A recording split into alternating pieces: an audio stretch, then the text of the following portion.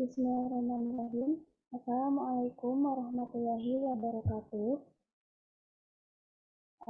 Perkenalkan, kami dari kelompok 4, mata kuliah kewirausahaan.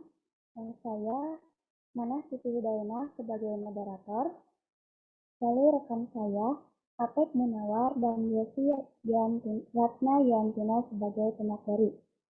Pertama-tama, marilah kita panjatkan puji serta syukur kehadirat Allah Subhanahu wa Ta'ala, yang dimana atas berkat dan rahmatnya, alhamdulillah pada kesempatan kali ini kita dapat dipertemukan kembali secara tatap maya pada mata kuliah kewirausahaan. Salawat dan salam semoga terlimpah curahkan kepada junjungan kita, yakni Nabi Muhammad SAW. Yang saya hormati Ibu Dr. Siti Setianah, SPD MPD, dan Bapak Reza MKom sebagai dosen pengampu mata kuliah kewirausahaan. Dan yang saya banggakan kepada teman-teman kelas kalian.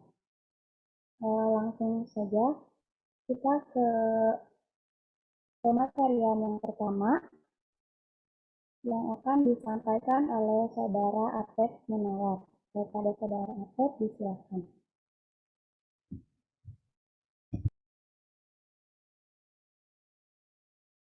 Baik, terima kasih kepada moderator atas waktunya.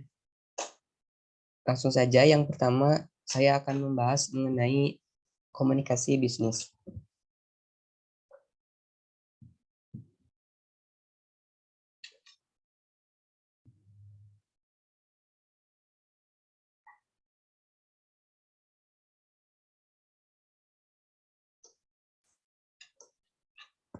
Nah, di sini terdapat beberapa pengertian dari komunikasi bisnis menurut para ahli. Yang pertama, menurut Rosenblatt pada tahun 1977 mendefinisikan bahwa komunikasi bisnis merupakan pertukaran gagasan, pendapat, informasi, instruksi, dan sebagainya yang memiliki tujuan tertentu yang disajikan secara personal atau impersonal melalui simbol-simbol ataupun sinyal-sinyal untuk mencapai tujuan organisasi. Kemudian dari Joko Purwanto beranggapan bahwa komunikasi bisnis merupakan komunikasi yang digunakan di dalam dunia bisnis yang terdiri dari berbagai macam komunikasi.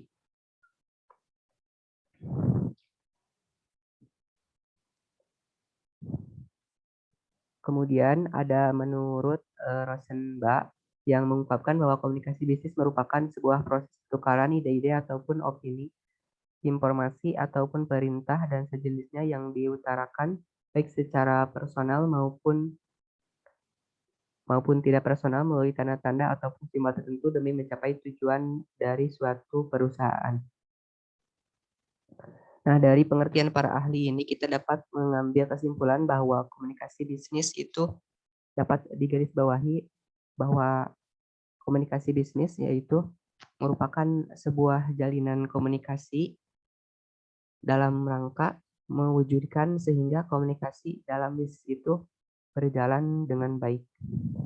Nah, dari beberapa pengertian menurut para ahli tersebut, kami mengambil kesimpulan bahwa komunikasi bisnis merupakan upaya yang dilakukan dalam rangka mewujudkan tujuan dalam berbisnis melalui komunikasi dengan semua unsur dalam komunikasi, sehingga bisnis akan berjalan dengan baik dan mencapai tujuannya.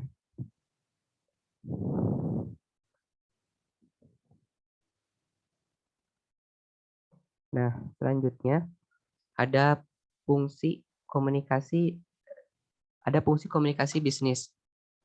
Yang pertama yaitu memberi informasi. Tentunya tujuan dari adanya komunikasi bisnis itu memberikan informasi ataupun memasarkan produk ataupun jasa dari suatu perusahaan. Kemudian contohnya yaitu ada sebuah perusahaan yang membutuhkan karyawan. Dalam rangka mendapatkan karyawan tersebut dilakukan melalui komunikasi bisnis, yaitu dengan memasang iklan dalam berbagai media.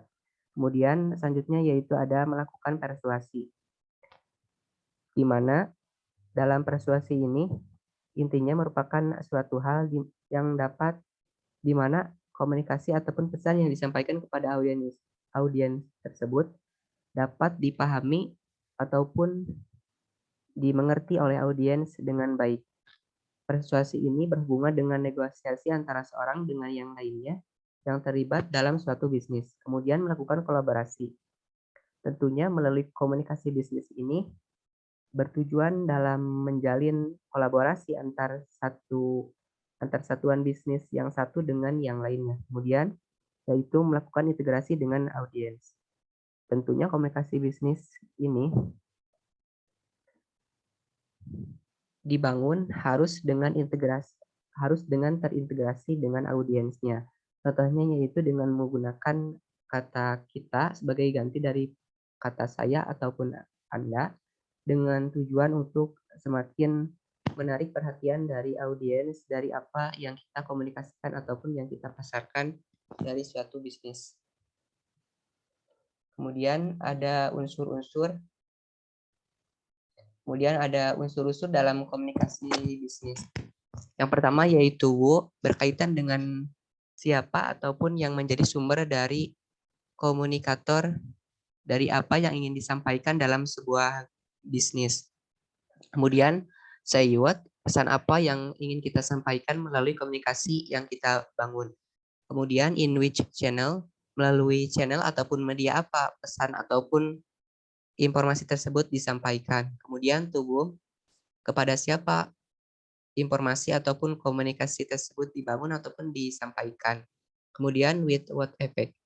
Tentunya dalam komunikasi bisnis itu kita juga harus menganalisis bagaimana dampak yang ditimbulkan dari komunikasi bisnis yang akan kita laksanakan supaya komunikasi bisnis tersebut benar-benar memberikan dampak yang baik terhadap suatu perusahaan ataupun usaha yang kita lakukan. Kemudian ada proses ataupun tahapan dalam komunikasi bisnis yang baik. Yang pertama yaitu ada perencanaan tentunya. Dalam setiap hal dilakukan perencanaan yang baik. Harus dilakukan perencanaan yang baik. Termasuk dalam komunikasi bisnis juga diperlukan adanya perencanaan yang baik. Bagaimana suatu bisnis itu dilaksanakan sehingga nantinya benar-benar komunikasi bisnis tersebut dapat matang. Kemudian ada bersikap profesional tanpa membawa perasaan. Dalam melakukan komunikasi bisnis, tentunya harus dibawakan dengan profesional tanpa membawa perasaan. Dan perlu diingat juga bahwa suatu komunikasi bisnis itu ditujukan untuk kepentingan bersama, bukan merupakan kepentingan dari individu. Kemudian ada tahap tindak lanjut. Setelah komunikasi bisnis tersebut dilaksanakan, tentunya ada tahapan tindak lanjut di mana komunikasi bisnis tersebut akan dievaluasi bagaimana tahap-tahap yang telah dilaksanakan tersebut berjalan, kemudian menjadi pendengar yang baik. Kemudian setelah dari adanya tindakan tersebut, di sana terdapat pendapat ataupun kritik dan saran yang dapat membangun, tentunya harus menjadi pendengar yang baik agar komunikasi bisnis ataupun bisnis yang kita bangun itu benar-benar dapat berkembang dan mencapai tujuannya dengan baik. Kemudian ada manfaat komunikasi bisnis. Manfaat komunikasi bisnis ini dapat terbagi menjadi manfaat eksternal dan manfaat internal. Manfaat eksternal itu berkaitan dengan pihak perusahaan dengan pihak lainnya, di mana perusahaan ini akan dikenal citra baiknya terhadap perusahaan lain karena adanya komunikasi bisnis tersebut yang telah dibangun. Kemudian ada manfaat internal. Manfaat internal ini berkaitan dengan manfaat yang dapat dirasakan dampaknya oleh komponen dari perusahaan itu sendiri. Misalnya antar karyawan dalam satu perusahaan itu dapat menjalin komunikasi bisnis yang baik antar karyawan lainnya, sehingga dapat menghasilkan iklim ataupun suasana bisnis dalam suatu perusahaan yang baik, sehingga dapat dikatakan perusahaan tersebut baik dalam menjalankan bisnisnya. Sekian dari saya kembalikan kepada moderator. Baik, terima kasih kepada Saudara Alfred atas penyampaian materinya. Untuk materi selanjutnya yaitu mengenai kepuasan pelanggan akan disampaikan oleh Saudari Yesi. Kepadanya disilakan. Baik, terima kasih kepada moderator. Di sini saya akan menjelaskan mengenai kepuasan pelanggan. Next slide.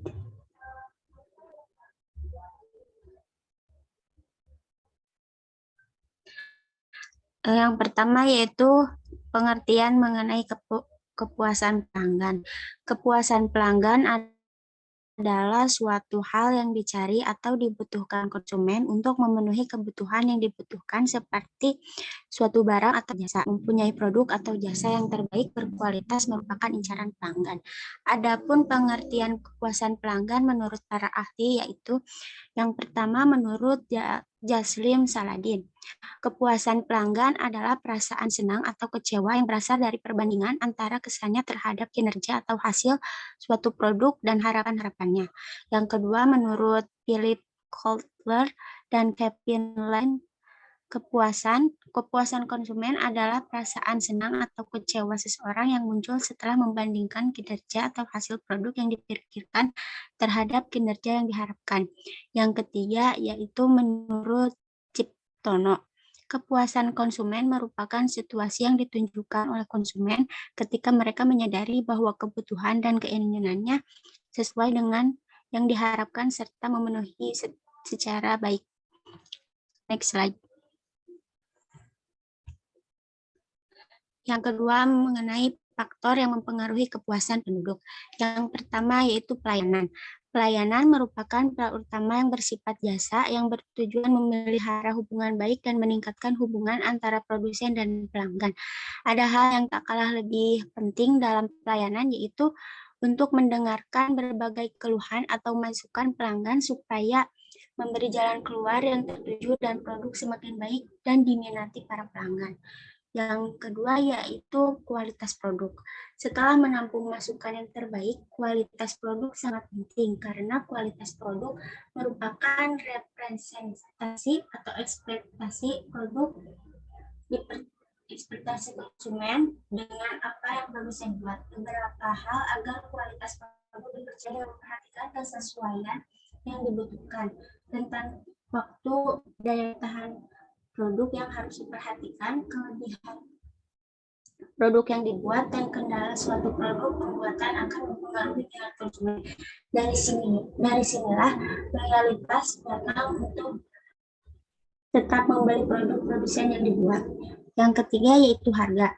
Patokan harga menjadi sangat penting di setiap bisnis karena setiap harga yang ditawarkan perusahaan pada konsumen merupakan tolak ukur produk itu sendiri. Harga akan berpengaruh terhadap peminat produk di pasar. Sebab itu, pilihlah harga sebagaimana tingkat bahan baku, alat yang digunakan, dan skill kesulitan menjadi tolak ukur menjadi nilai harga produk. Yang keempat yaitu promosi dan strategi pemasaran yang tepat. Promosi merupakan bagaimana kita memberi informasi untuk menawarkan, meningkatkan penjualan lebih tinggi dari biasanya, dan menciptakan loyalitas suatu produk kepada konsumen. Kegiatan ini berfungsi untuk mempengaruhi konsumen menggunakan jasa atau produk yang akan konsumen merasa puas dengan produk tersebut. Next slide. Selanjutnya, indikator kepuasan pelanggan. Yang pertama, survei pelanggan. Survei kepuasan pelanggan. Perusahaan ingin mengukur indikator kepuasan pelanggan dapat melakukan dengan cara memberikan survei kepada pelanggan secara berkala. Yang kedua, gossiping. Gossiping dilakukan dengan cara perusahaan mempekerjakan orang untuk membeli atau produk dari perusahaan tersebut. Kemudian, orang tersebut memberikan penilaian terhadap produk, proses pemesanan, dan pembayaran. Yang ketiga, sentimen pasar. Sentimen pasar ini digunakan untuk mengukur tingkat sentimen pasar. Cara yang dapat digunakan yaitu dengan memperhatikan rating atau feedback dari pelanggan. Next slide. Selanjutnya, cara meningkatkan kepuasan pelanggan. Yang pertama yaitu menerima kritik dan saran. Kritik dan saran dapat digunakan untuk memberikan masukan dan memperbaiki kualitas produk atau layanan. Yang kedua yaitu membuat produk mudah didapatkan. Dan yang ketiga memberikan pelayanan dan fasilitas tambahan. Selanjutnya cara mengoptimalkan kepuasan pelanggan. Yang pertama, cepat tanggap menghadapi masalah. Dengan memberikan pelayanan secara cepat tanggap merupakan hal yang terpenting dalam setiap pekerjaan apapun, terutama untuk melayani kebutuhan pelanggan. Karena cepat tanggap merupakan nilai performa seseorang mempunyai kedisiplinan yang baik. Ini akan terasa dengan sendirinya jika selalu dilatih dalam sehari-hari. Sikap dan perilaku ramah merupakan budaya yang dijunjung tinggi sebagai bahasa budaya, baik dimanapun berada dan dalam dunia kerja. Keramahan adalah suatu yang sangat berperan penting untuk dapat saling berkaitan antara konsumen dengan produsen untuk saling merasa dihargai. Yang kedua yaitu membangun hubungan saling menguntungkan. Ketika rasa saling menghargai telah tertanam, memberikan informasi atau produk baru pada konsumen ada baiknya untuk saling menguntungkan satu sama lain dengan cara memberikan program promosi kepada pelanggan untuk mengapresiasi telah berlangganan produk. Kemungkinan besar konsumen pun akan menyebarkan informasi produk tersebut kepada relasi, teman, atau siapapun itu, sehingga informasi produk kita tersebar dan waktu mungkin saja dapat pelanggan baru. Tak lupa untuk mendata siapa saja orang yang dapat menguntungkan dengan memberi potongan harga, bahkan bisa saling berbisnis. Yang ketiga itu menanggapi keluhan pelanggan. Memang setiap pekerjaan tidak selalu berjalan dengan baik. Terkadang ada hal entah itu teknik komunikasi yang dapat menghambat dan menilai kurang baik pada perusahaan. Ada baiknya tangani masalah yang dihadapi, dengarkan keluhan yang dialami konsumen. Jika seperti itu, janganlah membuat kesalahan yang sama. Tangani komplain dengan kepala dingin, karena jika mengikuti amarah, konsumen bermasalah tidak dapat terselesaikan. Jika salah, bersedialah untuk meminta maaf, karena jika tidak akan membuat reputasi menjadi menurun. Yang selanjutnya itu melatih pegawai untuk bersikap ramah. Setiap karyawan sebaiknya diarahkan untuk mengikuti SOP atau standar operasi prosedur yang ada dengan menyisipkan SOP tentang tata krama, bagaimana ramah terhadap customer, salam cuaca, menjawab permasalahan konsumen secara baik, dan hal-hal lainnya supaya perusahaan tidak kehilangan konsumen. Setiap karyawan untuk menjalankan SOP secara konsisten dan komitmen karena mempertahankan pelayanan terbaik menjadikan nilai tambah yang sangat penting supaya konsumen tetap membeli produk yang kita tawarkan. Usaha selalu memberikan kenyamanan untuk para pelanggan. Baik, sekian dari saya kembalikan kepada moderator. Terima kasih kepada Saudari Yesi atas penyampaiannya. Untuk materi yang terakhir yaitu mengenai etika bisnis syariah akan disampaikan oleh saya sendiri. Etika bisnis. Bisnis adalah sebuah total usaha yang meliputi pertanian, produksi, konstruksi, distribusi, transportasi, komunikasi, usaha jasa, dan pemerintahan yang bergerak dalam bidang membuat dan memasarkan suatu barang dan jasa kepada konsumen. Sedangkan etika dapat diartikan sebagai suatu perbuatan atau standar yang dibentuk oleh seorang individu dalam membuat suatu keputusan. Maka, etika bisnis dapat diartikan sebagai pengetahuan tentang cara ideal dalam pengaturan dan pengelolaan, seperti norma dan moralitas yang berlaku secara universal dan berlaku secara ekonomi serta sosial.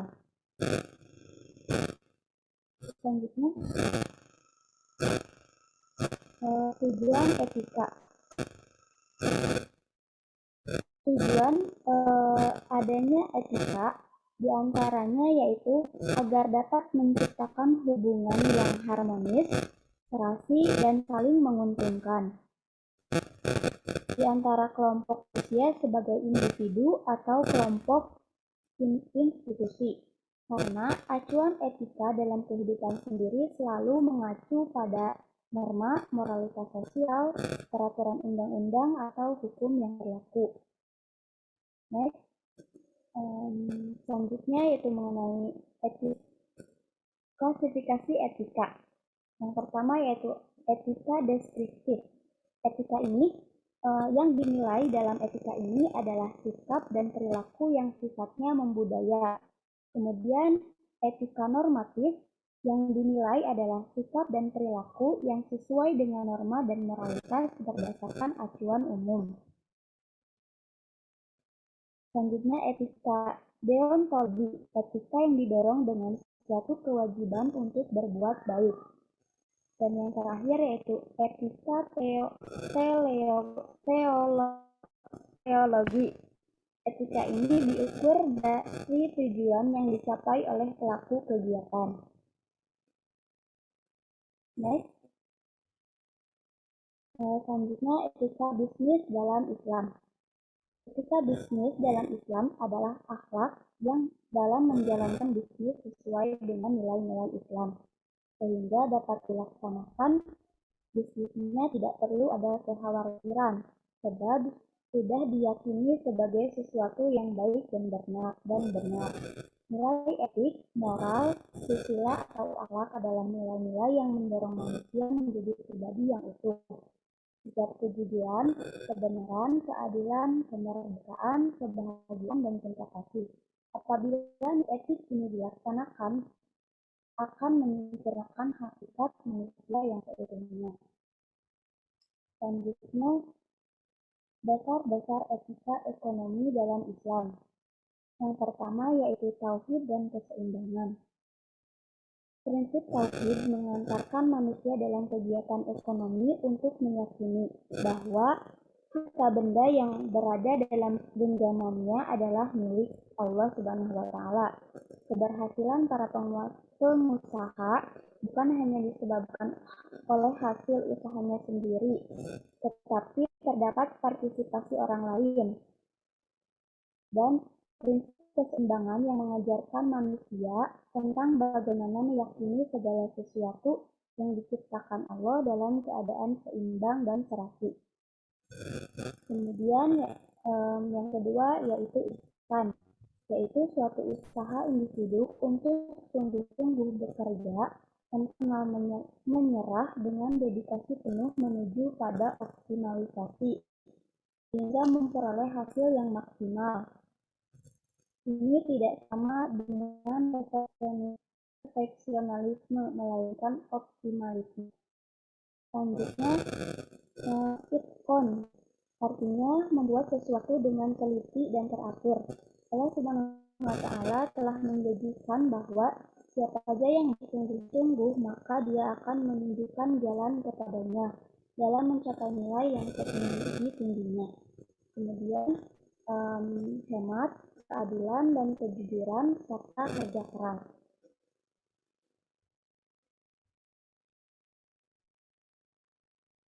Selanjutnya, fungsi etika bisnis Islam.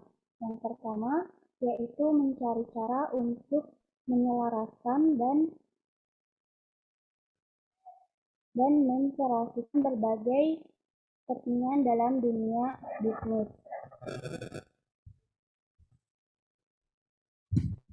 Kemudian, biasa melakukan perubahan kesasaran bagi masyarakat tentang bisnis dan memberikan satu solusi terhadap berbagai persoalan bisnis modern yang kini jauh dari nilai-nilai etika.